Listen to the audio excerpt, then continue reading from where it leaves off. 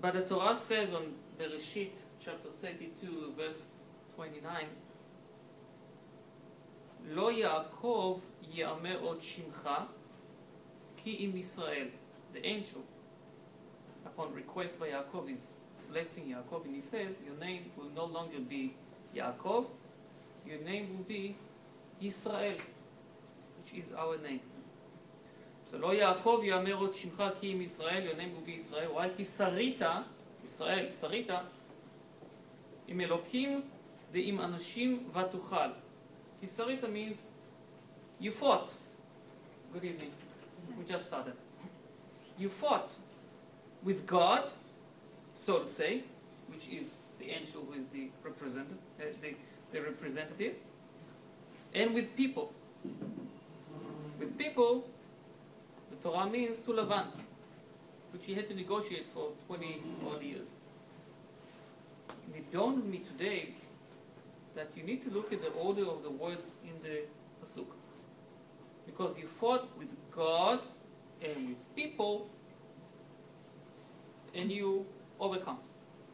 But the order of things as they happened, first Yaakov had to negotiate Lavan for 20 years. Then he was fighting the angel, the representative of Yaakov, of God. Why does the Pasuk give the other order? First you were fighting with God and then with people. And it's because our strength as a nation begins and ends with our connection and contact with God. That is what we are. And truth has to be said, without our contact with Ribono Shel Olam, with God, we are no different to any other nation walking the face of this planet. What is special about us? It's only our connection and contact with God. And perhaps this is the main reason that Adolf Hitler was afraid of the Jewish nation, of the Israelite nation. What did we give the world? Ethics, morals, Torah. And if you check Torah, you will see that the being part of it is not just for Jews. Lo tirtzach, thou shalt not murder, is not just for us. I mean, I as a Jew, I cannot murder, but a Goy can do whatever he wants. No. It's universal. We gave the world morals, ethics. We gave the world the faith, the belief in one God. We are the base for everything that is good in this world. And Hitler described himself and his nation as barbarians. And he said in Mein Kampf that he is proud to be a barbarian. A barbarian and the nation of God, the Jewish nation, the Israelite nation, cannot live on the same planet together. And since they had the strength, the muscle, during that period, they were up and we were down. It is not possible that there will be two chosen nations, Hitler said. He speaks about the Germans, we are the nation of God. And doesn't that mean everything? Meaning that if it's we, they, the Jews, cannot be here. A different quotation from Hitler, which is amazing. We have reached the end of the chaotic humanity. The tablets given on Mount Sinai lost their value. Conscience is a Jewish invention. A person must feel insecure against any spirit and conscience and trust nothing but his own instincts. I think you agree with me, this is the description of an animal, right? Animal has no God, just has instincts. Since the war of the Germans against Jews was not just against the Jews physically, but also against the spirit of Judaism, it is very logical to understand why the murder of Ernst von Rath, which led to the Kristallnacht, why the response for that was the burning of synagogues, right? If you think about it logically, what's the connection? A young Jew murdered a low-ranked diplomat in Paris. So I understand that that the Germans demanded a 30 billion Reichsmarks penalty paid by the Jews. That can make sense. I mean, it doesn't make sense because if Grishman killed somebody, it's not the fault of any other Jew in Germany. But if we're looking at the border of Judaism, okay, so penalty, financial penalty. But why burning the synagogues? What's the point? The point is that for the Nazis, the warfare against Jews was not just physically but also spiritually and against Judaism. So it was very, almost I would say automatic for them to burn synagogues throughout Germany. As soon as Poland was conquered by the Germans, and later on other places, every conquered area became an territory where Jews are being tortured, and we're not even talking yet about extermination policy. If you remember from the series of history that I gave a couple months ago, up to the invasion to the Soviet Union, there was not really a regulated policy of extermination of Jews as a plan. The plan was, before that, to torture them, to kill them through hard labor. If they work hard but they still survive, no, okay, never, not too bad. That was the German plan, to alienate Jews, to keep them separate, to humiliate them, but not to exterminate the entire nation. That wasn't yet. So at the beginning, the policy was of torturing the Jews, humiliating them.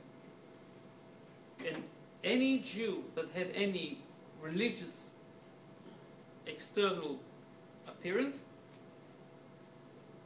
if he just had a kippah, or he had a beard, heaven forbid he had long tails, or he looked like a rabbi or a chassid, these were the first targets.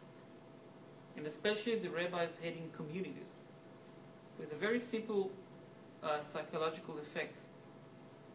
If you want to hurt the body, to damage the body, first you hurt the head. The rabbis were always the head of the community, so the rabbis were the first target of the Nazis, because by killing the rabbi, they killed the soul and confidence of the rest of the people under that rabbi in that congregation. Rabbis have always had a very important role in the Jewish life and the life of Jewish communities. These are famous pictures. This is from Lviv, and this is from Minsk. And humiliating Jews, cutting the pears, was actually a German sport. That's what they really enjoyed.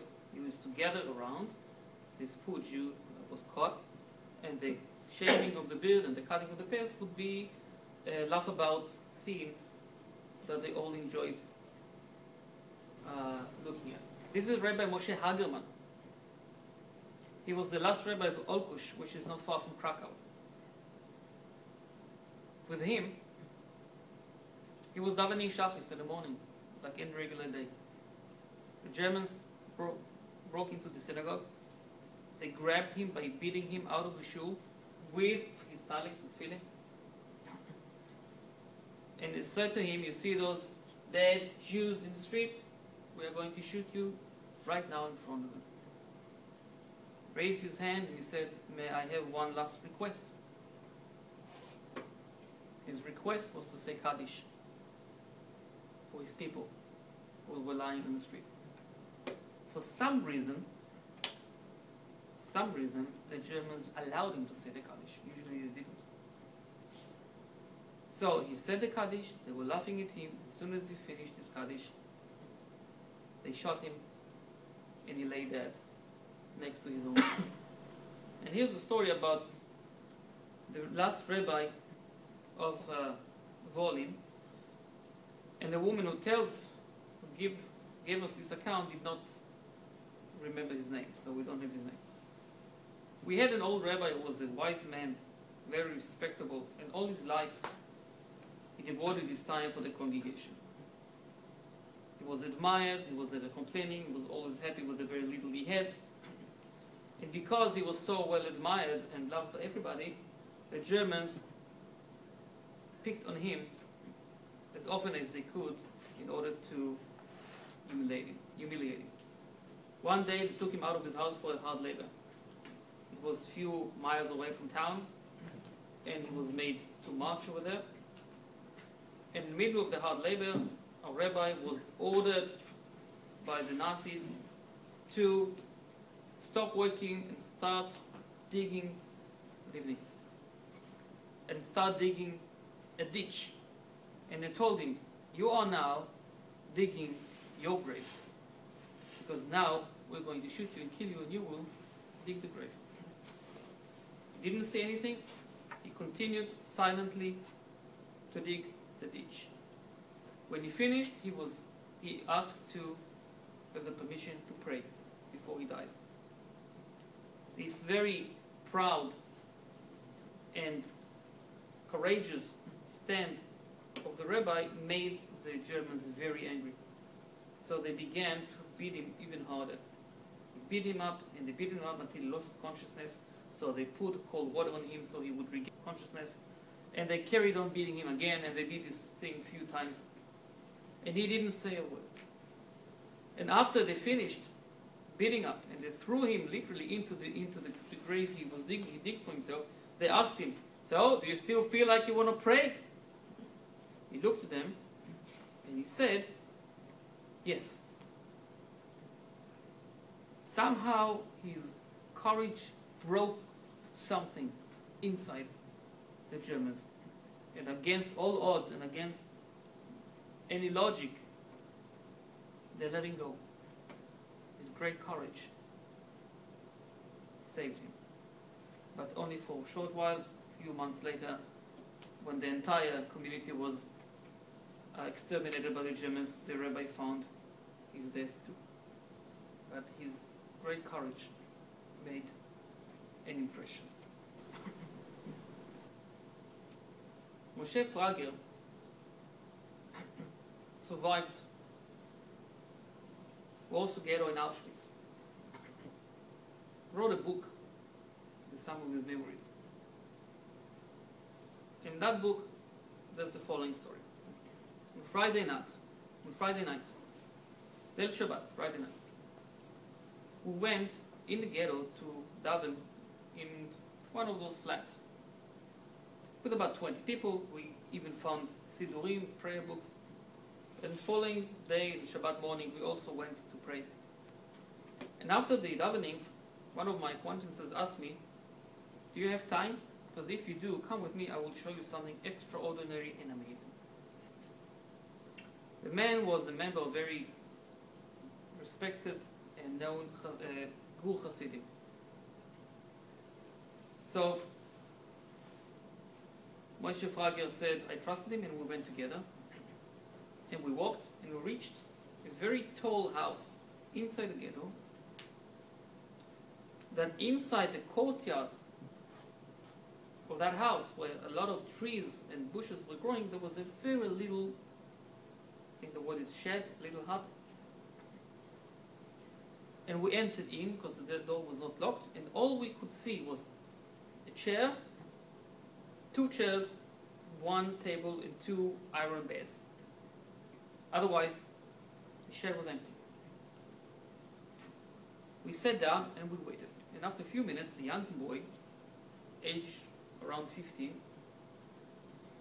blonde, and he really looked more as a Polish more than a Jew. He came, he moved the bed, and he lifted a panel from the floor, which was very well concealed. And the moment he opened the panel, we could hear voices of people talking coming from the earth, from underground. And there was a ladder, and we went all the way down, and we found ourselves in a little room.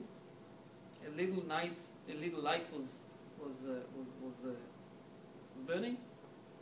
There was a big table, and around the table there were about 15 young people with beard, payas, dressed with kapota, and had streimels on their heads, Hasidic hats, like there was no war, like nothing ever changed in the world. And they were sitting and they were praying. They looked at us, but they did not stop the prayer. And they prayed with such enthusiasm, you would think that they are still in the courtyard of the Rebbe. Like they never even left Gur. It was a little Gur yeshiva, hidden inside the ghetto underground.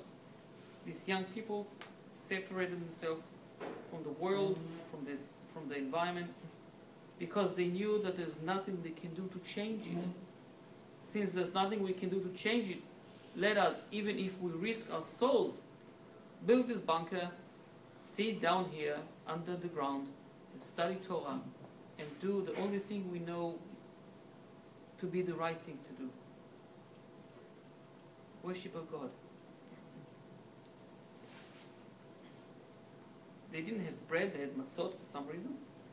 There was no wine, so they made kiddush on the matzah, and after this they had a cold potato soup. And after they finished eating, they started singing Shabbat songs, the Mirot. And Moshe Farger says, I was so proud when I left and went out of the bunker. My own people. What a Kiddush Hashem, what a sanctification of God's name. In this bunker, under the danger of death, they shut themselves so they can remain dressed and look as they believe they should look and be dressed. And they carried on with the internal light of Torah and Judaism. Yaakov Gantz was the commanding officer of the Jewish police in the Vilna ghetto. He was not a frum person, but when the Germans told him that if he gives out the old people to be sent to the east, and you know what that meant, then they will let the young people go. Of course, the Germans were not going to keep the promise, but that's the way they operate. So though Yaakov Gantz was not a frum person, he went to one of the rabbis, Rabbi Menachem Zalmanovich, and asked for permission, what should I do? A non-frum person, but he wanted to know halachically what to do.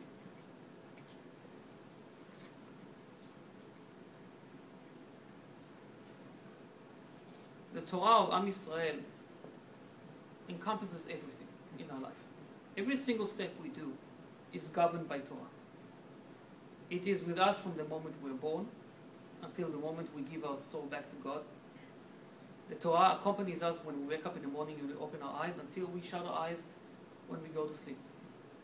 It is a general, all-encompassing moral behavior system. And the Judaism sees its obligation to direct each and every step that we take into the right moral way as Judaism sees it. As I would say, as God, as Ribbono Shel Olam sees it. And the circumstances of the Sho'ah, of the Holocaust, put rabbis into horrible tasks and very difficult positions. Of course, when questions were asked. First of all, there was the objective problem. How do you make a psak halacha? How do you make a decision when you have no other so often you have no other rebbe to consult with? There are no books. You don't paskin halacha just because you want to. There are books, and the books you have to find out. What does the book say? What does the Shulchan Aruch says? What does the Talmud says? What does the Rambam says? They had to make decisions while they were starving, under the heaven, under the sky, meaning not in a Beis Midrash, which is the natural place for the rabbi. They had to give answers while they themselves were working hard labor. And apart from that, rabbis were not trained for these kind of situations.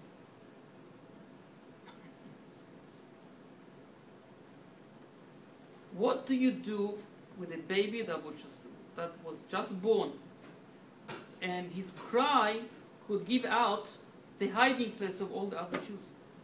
And you know, there were cases that mothers were trying to, keep the baby quiet by putting the hand on the mouth, and dies choked to death. It happened more than once.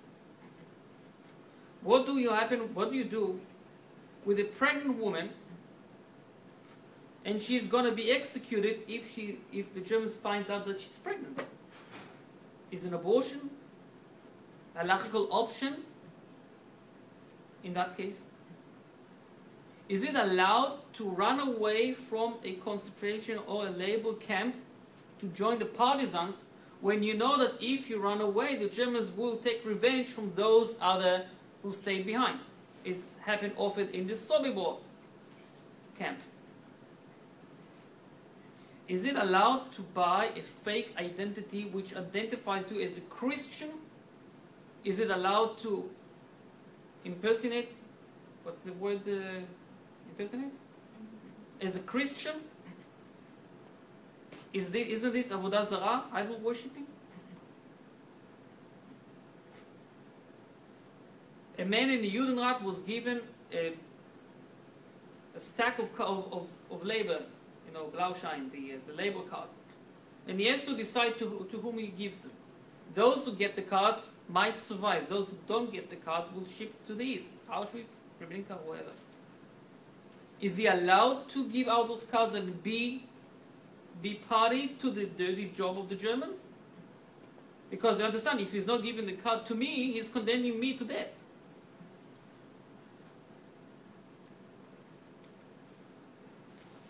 When do you daven shacharit? The morning prayer, when you start working at like 4:30 or 5 o'clock in the morning, some winter time is still dark. When do you daven? Can you imagine the Jews were asking these kind of questions? Are you allowed to pray while you walk to work? During the middle, you have to stand, you do straight foot, straight legs together. Is it allowed to eat kitniot on Pesach because of starvation? The answer, by the way, was yes for that.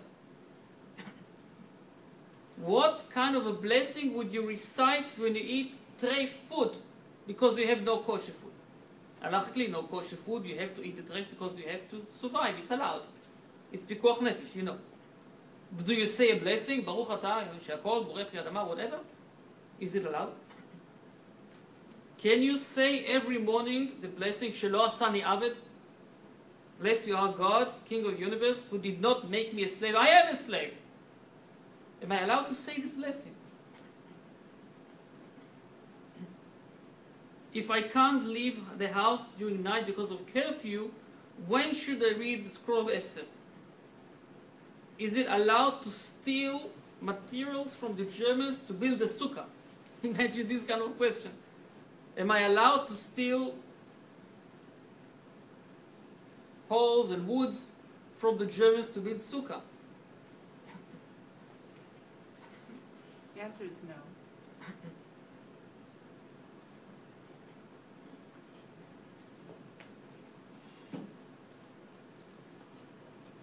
All that tells us two things.